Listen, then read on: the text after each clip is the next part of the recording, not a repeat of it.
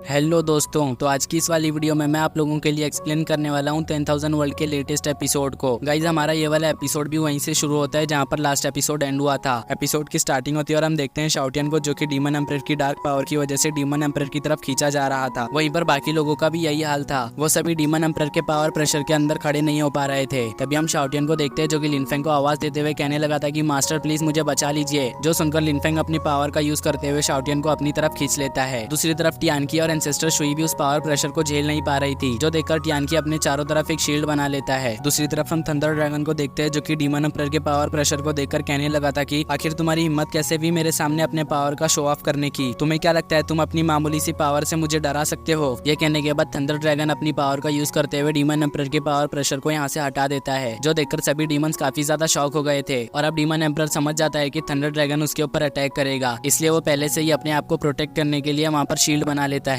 जिसके बाद हम थंडर ड्रैगन को देखते हैं जो कि डीमन एम्परर के ऊपर एक पावरफुल अटैक कर देता है, जिसको कि डीमन एम्परर अपने शील्ड से रोकने की पूरी कोशिश करता है। मगर अब वो थंडर ड्रैगन के अटैकिंग पावर को देखकर समझ जाता है कि अब वो यहाँ पर इसे ज्यादा देर तक होल्ड नहीं कर सकता, इसलिए वो अब अपने सभी साथियों के साथ यहाँ से भागने लगा था। जो देखकर थंडर ड्रैगन उससे कहने लगा था कि तुम्हें क्या लगता है तुम मुझे यहाँ पर अपनी क्लोन बॉडी से अफेंड करके यहाँ से इतनी आसानी से भाग सकते हो? आखिरकार तुम्हारी हिम्मत कैसे भी मेरे बिना परमिशन के यहाँ से जाने की। चलो अब मैं तुम्हें दिखाता हूँ कि मुझे अफेंड करने का नतीजा क्या होता है। ये कहने के बाद थंडर ड्रैगन उसके क्लोन बॉडी को एब्जॉर्ब कर लेता है, जैसे थंडर ड्रैगन ने पिछले एपिसोड में ईगल एंसेस्टर को एब्जॉर्ब किया था। आई मीन ईगल एंसेस्टर की स्पिरिचुअल बॉडी। वहीं पर बाकी के डीमंस इसी मौके का फायदा उठाकर यहाँ से भाग निकले थे। दूसरी तरफ डीमन एम्परर की स्पिरिचुअल बॉडी के खत्म होते ही डीमन एम्परर भी काफी ज्यादा घायल हो गया था, क्योंकि उसकी स्पिरिचुअल बॉडी उसके ही एसेंस से बनी थी। और अब वो कहने लगा था कि मैंने थंडर ड्रैगन के बारे में जैसा सुना था, थंडर ड्रैगन की पावर तो उससे भी ज्यादा खतरनाक है। वहीं पर शाओटियन थंडर ड्रैगन की तारीफ करते हुए कहने लगा था कि सीनियर आप तो बहुत ही ज्यादा पावरफुल है। मगर तभी डिवाइन ड्रैगन सॉर्ड भी थंडर ड्रैगन की तारीफें करने लगा था और कहने लगा था कि सीनियर आप तो सच में बहुत ही ज्यादा पावरफुल है, लेकिन अगर आप यहाँ पर उस डीमन से फाइट करने के लिए नहीं भी आते तो मैं यहाँ पर आकर उस लिटिल डीमन को हरा देता। जो सुनकर शाओटियन उससे कहने लगा था कि अच्छा अगर ऐसी बात थी तो फिर तुम्हें पहले आकर उस डीमन से फाइट करना था ना, अभी आकर यहाँ पर क्या फायदा। तभी शाओटियन बड़ी ही चालाकी से थंडर ड्रैगन को मस्के मारते हुए कहने लगा था कि सीनियर आपने खामा खाई उस डीमन से फाइट करी, अगर आप उससे फाइट नहीं भी करते तो मैं और मास्टर मिलकर उसको हरा देते। वैसे भी वो डीमन तो आपके सामने एक छोटा सा कीड़ा था, इसलिए आपको उसके साथ फाइट नहीं करना चाहिए था, क्योंकि अगर आप इसी तरह से बार बार इन जैसे मामूली से लोगों से फाइट करते रहेंगे तो मार्केट में आपकी क्या इज्जत रह जाएगी। इसलिए मैं चाहता हूँ कि आप मुझे अपनी कुछ डिवाइन टेक्निक्स को सिखा दे, ताकि आपको इन जैसे मामूली से डीमंस के साथ फाइट करना ना पड़े। शाओटियन की बातों को सुनकर लिनफेंग मुस्कुराते हुए कहने लगा था कि शाओटियन तो सच में काफी ज्यादा स्मार्ट निकला, ये तो सीधा थंडर ड्रैगन के ऊपर ही डाका डालने की कोशिश कर रहा है। जिसके बाद हम थंडर ड्रैगन को देखते हैं जो कि शाओटियन की बातों को सुनकर कहने लगा था कि मेरे पास काफी सारी डिवाइन टेक्निक्स है, मगर उसको प्रैक्टिस करने के लिए तुम्हारे पास केओस डाउ बॉडी का होना जरूरी है, और वैसे भी अभी के लिए तुम्हारे पास केओस डाउ बॉडी नहीं है, इसलिए तुम मेरे टेक्निक्स को नहीं सीख सकते। जो सुनकर लिनफेंग थंडर ड्रैगन से कहने लगा था कि सीनियर आपका मेरे बारे में क्या ख्याल है, जिस पर थंडर ड्रैगन उसे बताता है कि तुम्हें उसके लिए सबसे पहले गॉड लेवल को रीच करना होगा। जो सुनकर सभी लोग शॉक हो जाते हैं। तभी इस जगह पर डीमन एम्परर अपनी पावर का यूज करते हुए एक पोर्टल बनाकर थंडर ड्रैगन से बात करने के लिए आ जाता है। डीमन एम्परर को देखकर किन मुयन कहने लगा था कि क्या ये यहाँ पर फिर से फाइट करना चाहता है। तभी डीमन एम्परर थंडर ड्रैगन से कहने लगा था कि सीनियर इसमें कोई शक नहीं कि आप बहुत ही ज्यादा पावरफुल है, लेकिन आपका सक्सेसर अभी के लिए काफी ज्यादा कमजोर है और अभी के लिए इसके कुछ साथी मेरे कब्जे में है।